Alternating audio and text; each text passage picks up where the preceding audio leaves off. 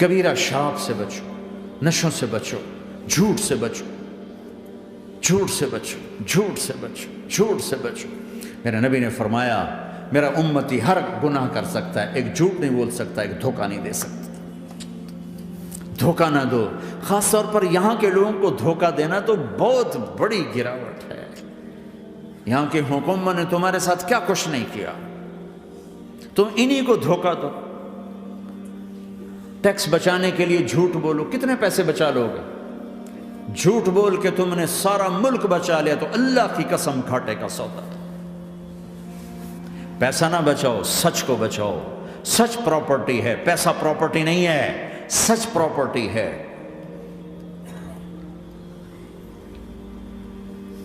ہمارے ملکوں میں تو لوگ ٹیکس نہیں دیتے کہ حکومتیں کچھ لگاتی ہیں کچھ کھا جاتی ہیں، یہاں تو سارا تم پہ لگاتے ہیں۔ کیوں جھوٹ بولتے ہو؟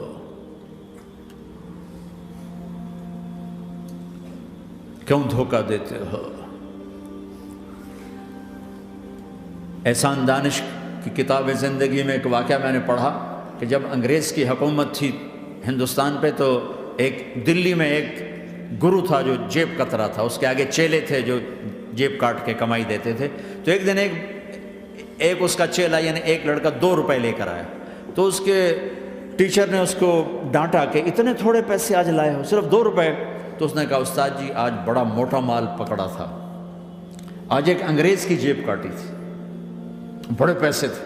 لیکن جب میں 4 قدم چلا تو مجھے خیال آیا کہ اگر قیامت کے دن عیسیٰ علیہ السلام نے میرے نبی کو طعنہ دے دیا، گلہ دے دیا کہ آپ کے امتی نے میرے امتی کی جیب کاٹی تھی، تو پھر میں اپنے نبی کو کیا جواب دوں گا؟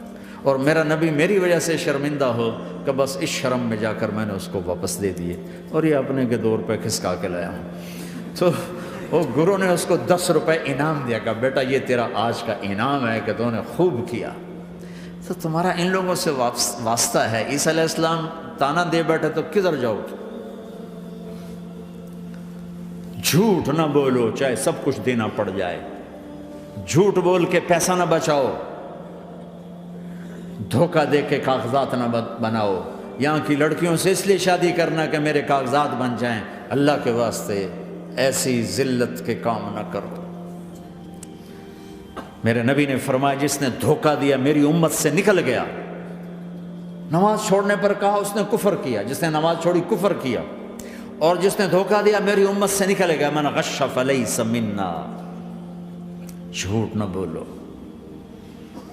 دھوکہ نہ دو، سب کچھ چلا جائے جانے دو، سچ کا ساتھ نہ، سچ کا ساتھ۔ ابن خراش رحمۃ اللہ علیہ کے بارے میں مشہور تھا، زندگی بھر کبھی جھوٹ نہیں بولا۔ حجاج کا زمانہ، ان کے 2 بیٹے حجاج کے خلاف جنگ میں شریک ہو گئے، پھر ان کو شکست ہوگی، وہ بھاگ گئے، پھر چھپتے چھپاتے گھر پہنچ گئے۔ سی آئی ڈی نے بتایا کہ وہ گھر آ گئے، تو حجاج نے کہا آج ابن خراش کا امتحان لوں گا۔ ان کو بلا لیا، کہنے لگا ابن خراش اور تیرے 2 بیٹے ہمارے خلاف جنگ میں شریک ہوئے تھے، وہ پہ بھاگ گئے تھے، ان کی کوئی خبر ہے کہاں ہے؟ تو انہوں نے مسکرا کر فرمایا کہ حجاج زندگی موت تو اللہ کے ہاتھ میں، گھر آ چکے ہیں، گھر میں ہیں، ابھی یہیں چھوڑ کے آیا ہوں۔ تو حجاج نے کہا تیرے سچ پر تیرے بیٹے تجھے ہدیہ کرتا ہوں، اگر تو جھوٹ بولتا تیرا سر بھی اڑا دیتا، تیرے بچوں کا سر بھی اڑا دیتا، تیرے سچ پہ تجھے تیرے بیٹے تحفہ دیتا۔ مسلمان جھوٹ نہیں بولتا۔ چند پاؤنڈ کی خاطر تم کاغذات میں ہیرا پھیری کرو، ڈرو اس دن سے جس دن اللہ کے سامنے کھڑا ہونا ہے۔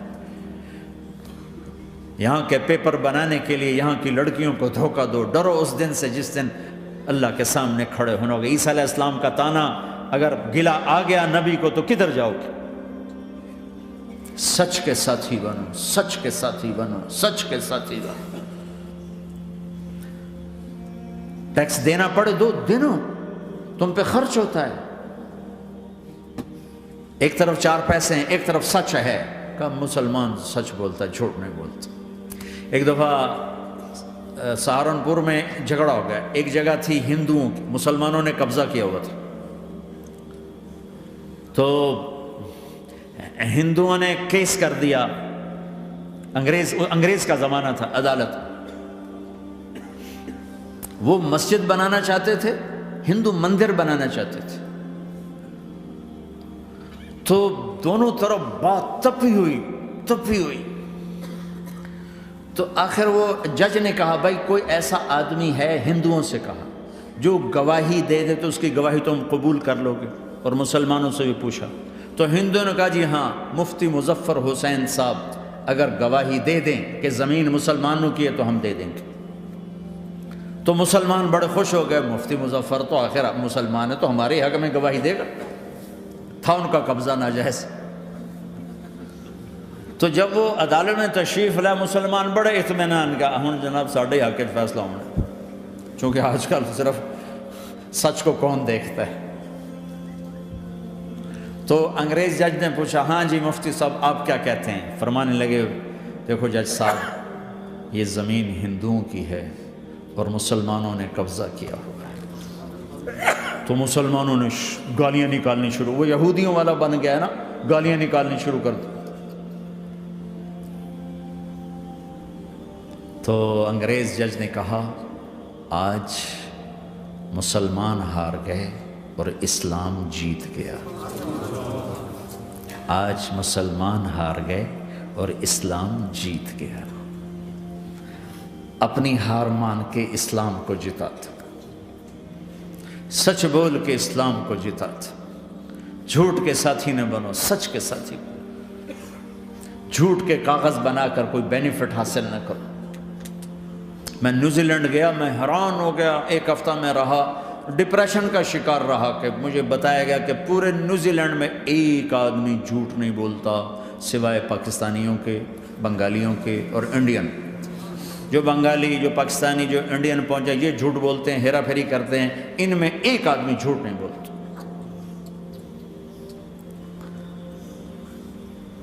سچ تو ایک عالمی صفت ہے، جو اللہ کو نہیں مانتا وہ بھی کہتا ہے سچ بہت اعلیٰ چیز ہے۔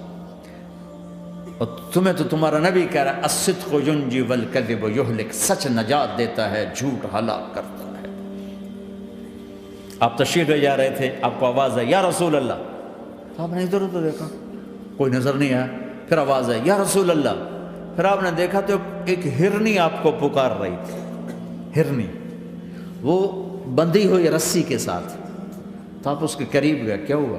کہ آپ کا ساتھی مجھے پکڑ کے لایا ہے، میرے چھوٹے چھوٹے بچے ہیں، بھوک سے وہ تڑپ رہے ہوں گے، آپ مجھے چھوڑ دیں، میں ان کو دودھ پلا کے واپس آ جاتا ہوں۔ اب وہ پرائی چیز ہے، تو آپ نے کہا اگر تو واپس نہ آئی تو پھر، کہ اگر میں واپس نہ آئی تو اللہ مجھے آگ میں ڈال دے، جہنم۔ تو آپ نے اس کی رسی کھول دی اور خود وہیں بیٹھ گئے۔ وہ دوڑتے دوڑتے پہاڑوں میں غائب ہو گئے اور آپ وہیں بیٹھے رہے۔ کچھ دیر کے بعد آپ نے دیکھا وہ پہاڑ سے اتر کر آ رہی تھی، کہ یا رسول اللہ میں حاضر ہو گئی۔ تو آپ نے اس کو رسی سے باندھ کے وہیں کھڑا کر دیا اور خود وہیں بیٹھ گئے۔ تھوڑی دیر ہوئی تو وہ آ گئے شکاری جو نے شکار کیا تھا۔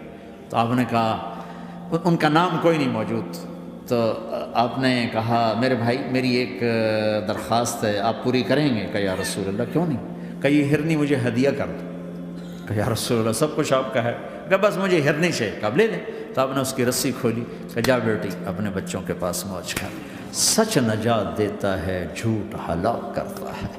تو اس نے یوں آپ کے سامنے سر جھکایا شکریہ کا اور 4 قدم دوڑی، پھر پیچھے مڑی، پھر آپ کو دیکھا، پھر یوں سر جھکایا، پھر آگے گئی، پھر تھوڑی دور گئی، پھر یوں پیچھے مڑی، پھر آپ کو دیکھا، پھر یوں سر جھکایا، پھر جہاں تک وہ نظروں سے اوجھل نہیں ہوئی وہ آپ کو مڑ مڑ کے یوں سلام کرتی گئی۔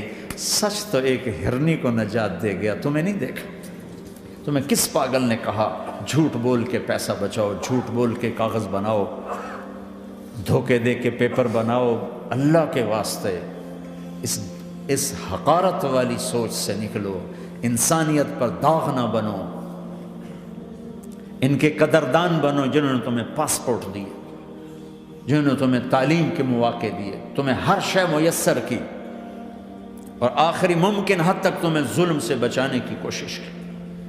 محسن کے اوپر کیوں آئے تھے اس دیس میں؟ آئے ہو تو پھر دھوکے سے بچو، جھوٹ، مسلمان کہیں بھی ہو دھوکے سے بچتا ہے۔ کیا اپنے پیٹ سے کپڑا اٹھانا کہ حرم بیت اللہ کے اندر جیبیں کٹتی، بیت اللہ کے اندر جیبیں کٹتی، اور حاجی بیچارے کتنی دفعہ فریادیں کرتے ہوئے نظر آئے کہ جیب کٹ گئی، جیب کٹ گئی۔ بیت اللہ کے اندر، مسجد نبوی کے اندر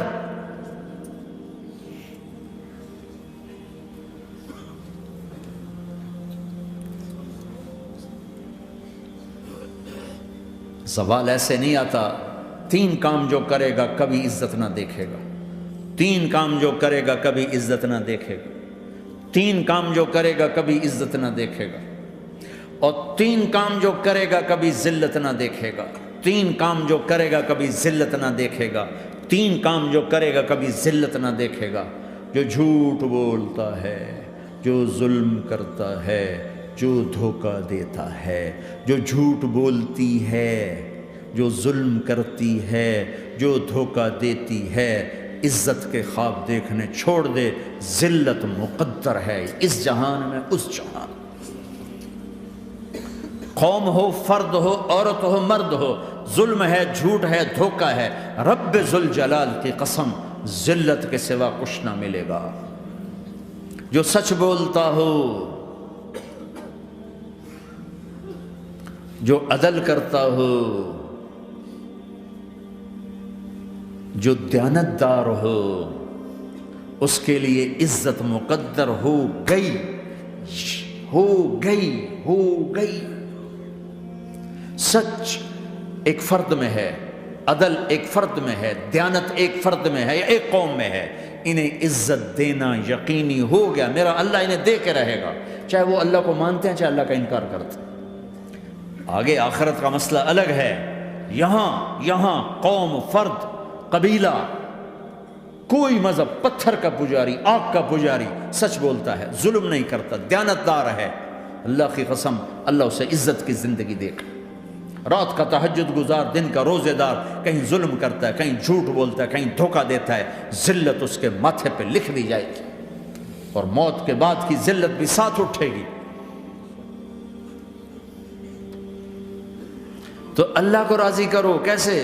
کبیرہ گناہوں سے بچ کر، اس کے سامنے سر جھکا کر۔ دوسرا کام، اللہ کے بندوں کے ساتھ معاملہ کرو۔